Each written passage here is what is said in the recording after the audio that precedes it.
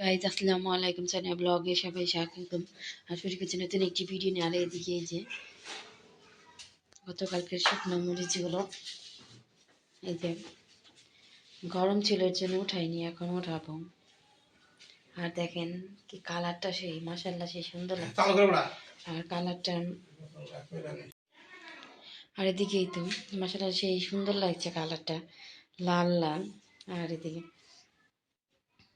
আর অনেক কি গন্ধটাও সেই মিষ্টি মিষ্টি লাগছে, কিন্তু অনেক ঝাল। আর এখন উঠাবো। আর এই তো মরিচগুলো ঢেলে নিয়েছি। এই যে হলুদ গুঁড়ো, এগুলো আপনাদের ভাইয়া উঠিয়ে দিয়েছে। আর এদিকে আমি মরিচগুলো উঠিয়ে নিয়েছি। আর এদিকে হলুদটা আপনার ভাইয়া, আর এদিকে আমি যে শিম দিয়ে আলু দিয়ে ভাজি করবো। আর এদিকে যেটা হচ্ছে সিলভার কাপ মাছ, মাঝে বেগুন দিয়ে যে ঝোল করবো।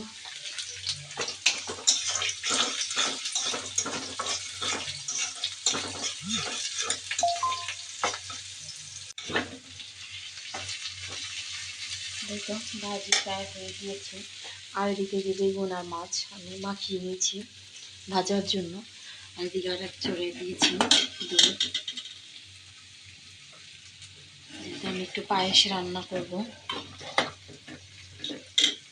এর মধ্যে পোলার চালগুলো নিয়েছি, যেহেতু পায়েস যেহেতু এর জন্য আমি ধোয়া ছাড়াই দেবো। আর এখন আমি আস্তে আস্তে নেড়ে নেব।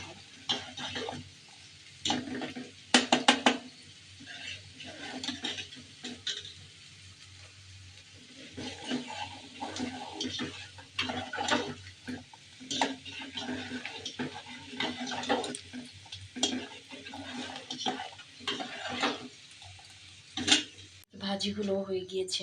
মাছ ভাজার জন্য তেলের মধ্যে একটু লবণ দিলাম। এক চুলা মাছ ভেজে নিচ্ছি, আর এক চুলা দিয়ে পায়েসটা রান্না করছি। চালগুলো ফুটিয়ে নিচ্ছি শুধু দুধ দিয়ে।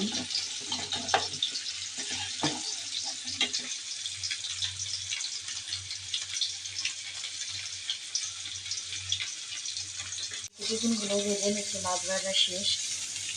এটা দেখুন একদম ঘন হয়ে আসছে। আর আমি গুড় দেবো, এটা হচ্ছে গুড়, আমি গুড়টা দেবো। আর এদিকে দেখেন পায়েসের কালারটা, যেহেতু খেজুর গুড়ের দিয়ে রান্না হচ্ছে, এটা হালকা লাল লাল, দেখতে ভালোই লাগছে। এদিকে আমার পায়েসের আমটা হয়ে গিয়েছে, সেটা করে দিলাম। মশলা কষানোর পরে যে মাছ আর বেগুন দিয়ে দিলাম। আর এদিকে তরকারি রান্না হয়ে গিয়েছে, এই যে ভাজি আর মাছ দিয়ে। আর এটা আমি এখন বেড়ে নেব। এদিকে তো খেতে বসবো, আর এদিকে কারেন্ট চলে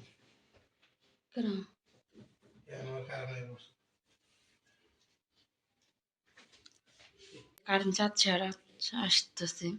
এদিকে আপনাদের ভাইয়াকে খেতে দিয়েছে, আর আমার জন্য বেড়ে নিয়েছি, যেহেতু আর মনে করেন এদিকে অনেক রাত হয়ে গিয়েছে।